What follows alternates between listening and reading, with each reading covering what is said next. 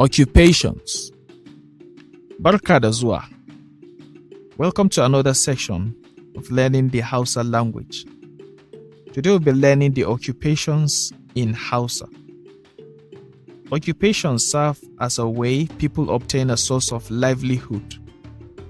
The common occupation in the Hausa land are doctor, which is likita, malami, which is teacher, makeri, which is blacksmith, ɗalibi, which is student, manomi, which is farmer, ɗan kwana-kwana, which is fireman, tailor, which is tailor, vulcanizer, which is vulcanizer, bakanike, which is automobile mechanic, masunci, which is fisherman,